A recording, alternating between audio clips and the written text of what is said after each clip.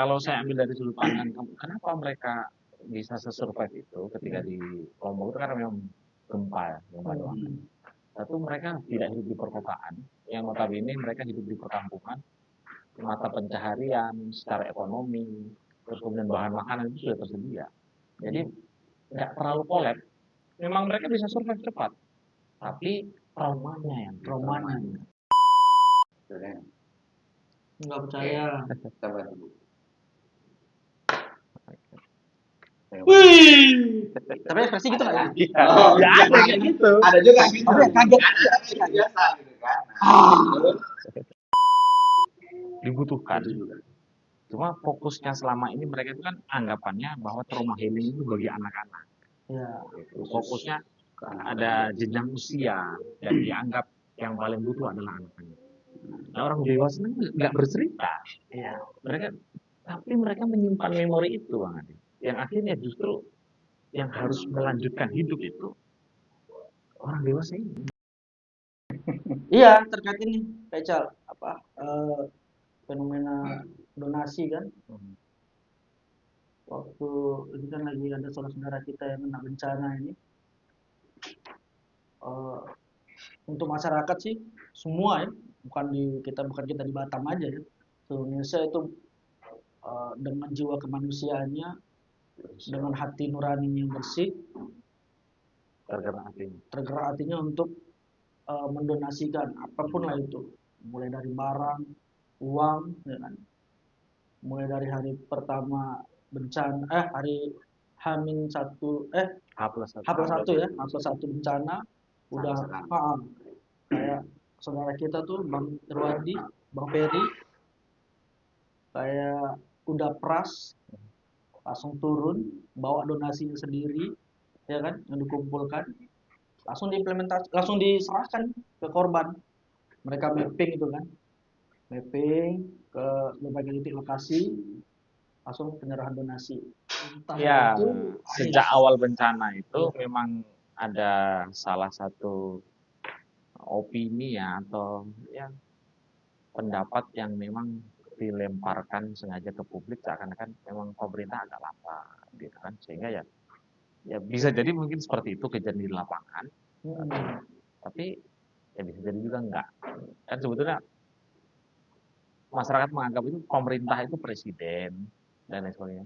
Padahal kan pemerintah itu dengan seperangkatnya, ya yang bantu juga TNI, Polri, BNPB itu ya mereka bagian dari pemerintahan dan itu hadir sejak pertama.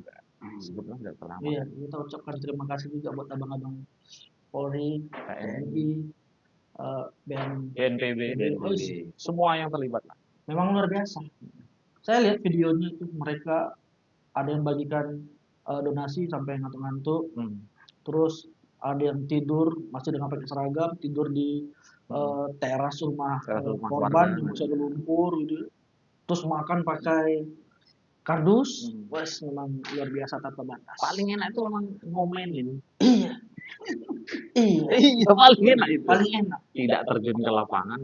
Nah kalau kita dulu ya karena sudah pernah terjun ke lapangan 2018, 2020 Lumajang. Ya kita udah ngalamin di sana. Ini psikologi relawan itu juga dipertaruhkan di sana. Melihat kejadian kondisi luar biasa. Tapi ada fenomena lagi nih yang donasi itu begitu sampai ini yang jahatnya oknumnya. Jadi donasi itu begitu sampai ya mereka nggak serahkan ke korban, bahkan ada yang dibawa ke ya si SS, takut ngomongnya. Ya pokoknya si oknumnya lah, dia bawa begitu kan. Ke dapilnya lah ya. Ya dapilnya. Nah, tempat pemilihannya gitu kan. Jadi tahu dong kalau itu anggota dewan. Ya itu gitu lah, oknumnya lah.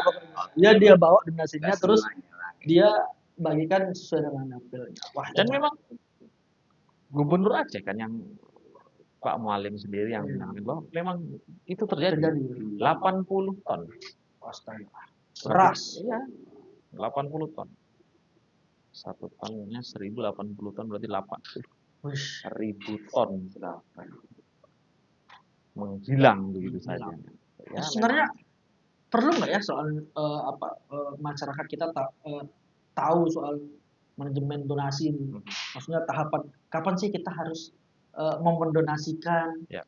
Ada time-nya nggak gitu? Maksudnya yang pasnya apa gitu? Oke. Misalnya hari setelah plus satu bencana seminggu itu donasi seperti apa yang dibutuhkan? Ada nggak sih cerita? Kita tanya ke pelaku dulu. Pelaku. Dia Iya. pernah terjun langsung. Lombok iya, Lombok iya. Semeru Yang sebetulnya yang perlu juga sih, perlu tahu. Jadi kapan untuk didonasikan, karena memang dalam bentuk apa? seperti itu. Terus karena setiap orang itu karena tergerak hatinya, karena kemanusiaannya, sehingga yang mereka itu berlomba-lomba untuk memberikan donasi. Apa yang dipunyai ya? Entah uang, entah dari barang gitu kan. Karena memang kemarin pun ya kita ya waktu 2018 itu kan kejadian di Lombok itu 2018 pas masa gempa kan. Nah setelah gempa itu kan baru susul dengan Palu. Oh iya. Palu. Ombak ya? Apa tuh? Tsunami dan gempa juga. Nah jadi yang membuat saya merasa terharunya gitu kan. Jadi masyarakat di sana itu walaupun dengan kekurangan, ketika dia sedang bencana, tapi masih bisa menyisihkan donasi untuk Palu. Warga Lombok. Karena mungkin yang dirasakan mereka itu sama. Saya merasakan seperti ini. Berarti sahabat saya ataupun yang ada di Palu sama juga. Tagline yang dibikin sama Mbak Berry. Iya. Warga bantu warga. Korban bantu korban. Iya. Kalau saya ambil dari sudut pandang, kenapa mereka bisa sesurvive itu ketika di Lombok itu karena memang gempa doang. Satu, mereka tidak hidup di perkotaan, yang notabene mereka hidup di perkampungan, mata pencaharian secara ekonomi, terus kemudian bahan makanan itu sudah tersedia. Jadi nggak terlalu kolab, bukan kota besar. Mungkin di Mataramnya oke ya, tapi kalau di wilayah-wilayah pinggiran-pinggiran Lombok Utara, terutama di Kecamatan Santong, ya, itu memang mereka bisa survive cepat. Tapi traumanya. Berarti sebenarnya perlu juga kita memberi edukasi juga buat masyarakat. Sebenarnya boleh sah-sah aja, maksudnya dianjurkan bahwa kita untuk mendonasikan, tapi kita harus bantuan dalam apapun itu boleh. Jadi kadang itu yang saya dapat infonya, bahkan setelah 3 hari pasca bencana itu kayak makan itu menggunung, pakaian itu malahan ada salah satu pemimpin daerahnya stop jangan kirim lagi pakaian gitu. Itu kita yang perlu nggak maksudnya dari Kansa Peduli coba deh, maksudnya kapan waktu yang pas untuk kita ngasih donasi gitu, ada apanya? Kalau kita berdasarkan dari pemetaan, kalau bahasanya sekarang mitigasi bencana alam. Mitigasi bencana alam itu sebetulnya proses penanggulangan bencana alam setelahnya itu ada 3 tahapan. Yang pertama itu ada namanya evakuasi. H+1 ataupun pasca kejadian itu memang evakuasi, mereka butuh pertolongan dengan cara diselamatkan dan sebagainya. Nah, setelah itu kan ada posko-posko bencana. Jadi posko bencana itu ada namanya recovery, pemulihan. Nah, mereka sudah mulai ditempatkan di pos-pos atau mungkin mereka sudah mulai kembali ke rumahnya masing-masing dan sebagainya. Nah, yang paling penting, yang terakhir, ya bukan yang paling penting ya, tahapannya. Evakuasi, recovery, dan yang terakhir ada namanya trauma healing. Ya, terkadang yang terlewat manusia atau orang kita saat ini itu euforia. Tapi kok kayak kapan euforia bencana? Semua orang ingin mendonasikan sumbangsihnya, tapi tidak tepat guna. Kenapa? Karena ya mereka hanya mau mendonasikan apa yang mereka punya sebetulnya, niat baiknya seperti itu. Tapi ternyata di lokasi kan beda. Dan selama ini orang fokus ke bantuan fisik. Nah, Nah, itu selesai di tempat penampungan selesai, terus kemudian mereka udah pasca recovery udah selesai. Tapi kan mereka tetap life must be go on, hidup harus tetap lanjut kan. Iya, betul. Dan itu tahapan itu yang mereka proses peralihan itu yang agak berat. Nah, makanya butuh namanya mereka juga didampingi, disembuhkan, diajak pulih secara psikologisnya. Bagaimana bencana itu betul-betul membawa dampak. Sebagian orang mungkin menganggap bencana banjir doang, kan rumah harta benda bisa dicari. Iya, betul. Orang meninggal, keluarga memang sudah Takdir, ajalnya. ya, ajalnya. Bagi sebagian orang nggak seperti itu dan nggak semudah itu kan ya. Mereka kemudian punya endapan memori yang itu mengganggu kehidupannya. Jangan mereka untuk survive bangkit, mereka untuk bisa kembali sehat pola pikirnya itu udah berat. Berat ya. Nah, makanya kami sebulan belum cukup itu ya. ya belum cukup. Nah, makanya kami 2018 itu diprakarsai oleh teman-teman. Kita punya kita punya keahlian, kita expert di bidang itu. Iya. Bagian hipnoterapi, penyembuhan mental dengan metode hipnosis. Kenapa nggak kita turun ya kan gitu. Terus kemudian kita sharing terhadap mereka, dengerin mereka apa yang dikeluhkan. Yang akhirnya terbentuklah yang namanya Kansa Peduli. Kansa Peduli. Yang fokusnya proses penyembuhannya atau sumbangsihnya terhadap korban terdampak bencana itu bukan secara material, tapi secara moral. Nah, dan alhamdulillah sudah terlaksana. Kita sudah di berbagai bencana alam, termasuk juga kejadian-kejadian luar biasa seperti kemarin di Galang, Rempang, Galang, kita turun juga di sana membersamai mendampingi. Oh, berarti bukan masalah bencana aja ya? Iya, semua. Pokoknya terkait dengan yang berkaitan tentang trauma. Dan ada dampak memori negatifnya. Akhirnya Kansa Peduli itu hadir sebagai sosok, sebagai expert di bidang itu dan itu mereka antusias banget karena memang apa yang mereka rasakan, apa yang mereka derita itu merasa ada yang mewadahi dan dipandu disembuhkan. Nah, itu kalau dari saya. Kang Dede. Kalau menurut saya sih kan memang sih terkadang ada orang yang bilang udah bencana paling nanti deh ketemu lagi. Iya. Logis seperti ini lah. Kira-kira Bang Adi pernah nggak kehilangan satu barang gitu kan? Yang mana benda itu yang sudah Bang Adi inginkan, nah sudah tercapai, sudah dapat, itu hilang atau rusak. Pernah nggak kayak gitu? Nggak pernah. Ini aja deh. Saya kehilangan almarhum bapak saya.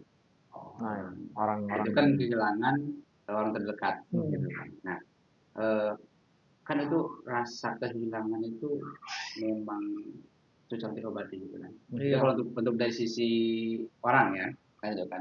Terkadang walaupun orang mengatakan itu sudah ajalnya gitu kan. Nah, kembali lagi kepada barang lah contohnya.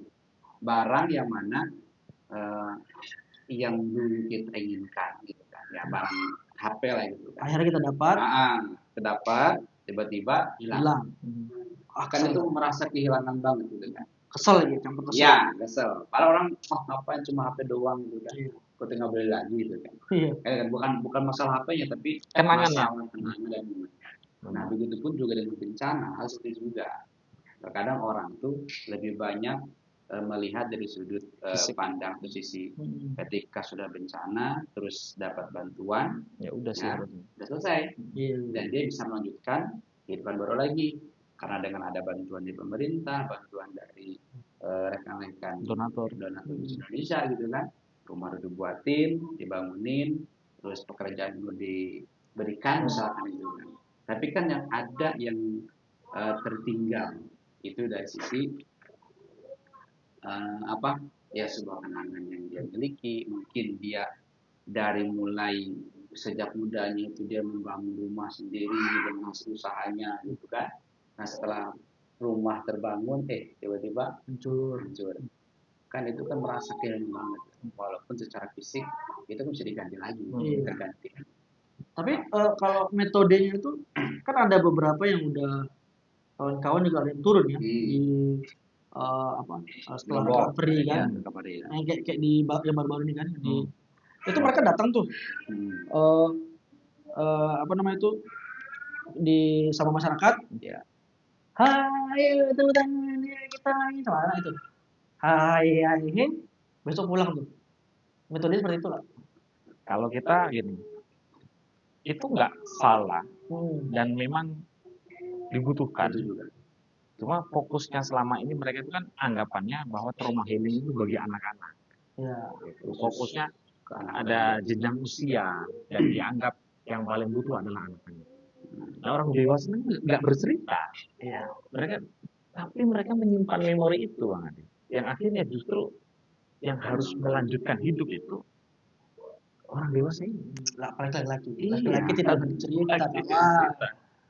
Nah, makanya kami belajar dari hal itu, akhirnya Kansa Peduli ini fokus di bidang trauma healing yang diperlukan bagi semuanya. Nah, tekniknya ada ice breaking, ada hipnoterapi, nah, macam-macam itu, semua ada relaksasi, semua itu kita cobakan kepada semua korban bencana, yang harapannya ketika mereka mendapatkan hal itu, mereka perlahan bisa pulih, perlahan bisa sembuh, harapannya seperti itu. Nah, makanya kalau dibilang apakah ideal, apakah tepat yang dilakukan para relawan, tepat bagi anak-anak. Cukup sehari. Iya. Ya, karena Kalau memang anak-anak kan memorinya seperti itu. Sebetulnya mereka sudah kembali ke dunianya, sudah main. Mereka nggak mikirin besok biaya sekolahnya. Tapi kalau untuk yang orang dewasa berarti tidak bisa satu hari. Iya, kalau berdasarkan Pengalaman para ahli, memang pendampingan untuk orang bisa sembuh itu kan panjang ya stepnya. Bahkan kalau memang sampai tahap tertentu, dia mungkin sehingga berdampak pada psikosomatiknya, sakit fisik atau mungkin nggak bisa tidur, insomnia dan sebagainya. Itu bisa pakai dosis obat. Ya, sampai ke dosis obat menenang kan. Nah, tapi kita ambil dari sudut pandang terapisnya. Makanya kita dengan formula tertentu, dengan keilmuan-keilmuan tertentu, itu dipersingkat, dipersempit sehingga nggak terlalu memakan banyak waktu. Apa dengan anchor-anchor yang kita pahami, apa tuh anchor ada sugesti-sugesti yang di situ bisa membuat orang itu bisa sembuh, bisa kembali normal. Karena ini babu gua. Ya. Oh, dia mau praktek. Iya. Coba ayo. Sulap. Itu berarti salah satu medianya, peraga. Ya, kalau bagi anak-anak kan jenjang usia. Nah, dulu di Lombok, ketika kami di Lombok, ada dulu sebagian memang yang ke sekolah-sekolah, ke masyarakat, ke pengungsian anak-anak. Dulu ada Mas Iswan, terus ada Kak Dewi, psikolog kan, Luki. Sekarang ada di Lampung. Kak Luki, termasuk Kang Dede, memang ahli-ahli sulap. Saya waktu itu nggak melekat ahli sulap ke saya itu. Jadi kalau misalnya Kak Ical tuh metodenya apa diterapin? Saya anak-anak, bukan ke anak. Bukan, saya saat itu jangan sekolah dan guru. Karena apa? Saya pernah ini sama Luki ya. Kalau kamu sulapan tapi Bismillah, nggak masuk. Malah nggak masuk gitu, bertentangan. Tapi kalau metode itu ke orang tua nggak sesuai. Ya, nggak sesuai. Coba mainkan. Ya, sesuaikan jenjangnya. Coba tes. Karena kita pun kemarin di 18 kelompok itu kan ya kita berpencar ya sesuai kita observasi dulu ya anak-anaknya, terus ada yang dewasanya dan bapaknya gitu kan. Kadang kita lebih sering datang itu ke pengungsian sekolah anak-anak. Nah, ada tim yang spesialis itu. Cara metode untuk penyembuhan anak-anak itu kan tak sama dengan orang dewasa. Orang dewasa ya kita ajak ngobrol kenapa seperti ini, lalu kita dengan metode relaksasi kah, hipnosis ataupun secara waking. Tapi kalau untuk anak beda. Yang nggak mungkin anak kamu duduk di sini, kenapa ininya enggak gitu kan? Kemudian tim di Kansa Peduli memang udah ada jenisnya gitu. Itu untuk anak-anak itu ya kita pertama ajak happy dulu, ajak main-main dulu, gitu. Baru setelah itu berarti sadarkan bahwa yang sebab bencana ini adalah sebuah ketentuan yang harus selalu dan kita pun harus tetap melanjutkan hidup ini kan itu. Tes. Makanya ini apa peraganya? Coba cek. Ini kan salah satu peraga nih. Kita peraga yang kita bawa kemarin. Saya anak nih. Saya sedih juga. Oke, baik. Oke, baik. Anak-anak, gimana kabarnya? Kamu itu. Saya sedih ya. Oke. Nah, ini tahu nggak? Ini ada sebuah buku, ya, buku gambar. Ya, bisa dilihat. Ini kosong kan? Kosong. Kosong. Oke. Nah, dengan satu tepukan, ini akan ada gambarnya. Betul kan? Nggak percaya. Coba dulu. Wih. Tapi ekspresi gitu nggak ya? Oh, Ya, ada kayak gitu. Ada juga gitu. Tapi kaget. Ada biasa gitu kan. Oke, ini ada kan? Iya. Coba Kira-kira mau nggak? Tadi gambarkan itu dari Hitam putih. warnanya. Iya. Ya. Kira-kira mau ada warnanya nggak? Masa bisa? Bisa. Coba tebak lagi. Satu kali, 2 kali. Nah, 2 kali aja. Oke. Ash, mantap. Oke, gimana kan? Itu mereka langsung. Iya, itu untuk anak-anak. Saya nggak bisa mengekspresikan karena Ya. tidak di posisi Ya. korban. Itu dengan seperti ini sehingga kan anak itu mulai tertarik tuh. Iya. Karena anak itu lebih tertarik dengan hal-hal yang secara cepat gitu kan. Nah, terus dengan gambar seperti ini, nah setelah itu Baru. setelah anak sudah mulai Percaya, percaya terus dengan kita baru kita kasih sugesti. masukkan. Tapi nggak masalah dengan nanti persepsi mereka tukang sulap. Nggak apa-apa. Karena itu terkenalnya. Sudah lagi gitu. Kita bawa itu bukan hanya buku aja, ada cincin, ada ring, Banyak ya banyak. harganya ya. Nah setelah itu barulah kita menggunakan metode tapping. Ya.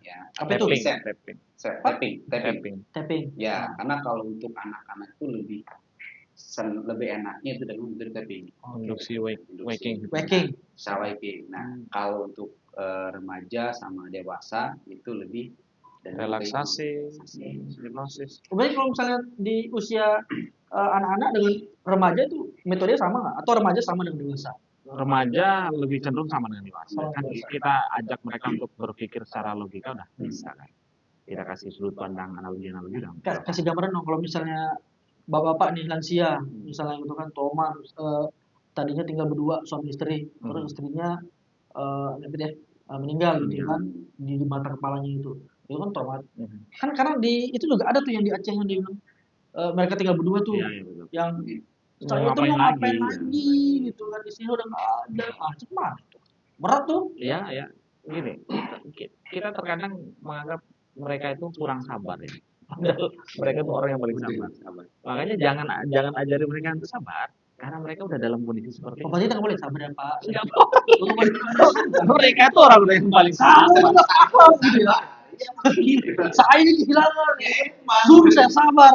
Bisa om sabar, aku nih yang ngalamin. Sabar dengan menerima keadaan itu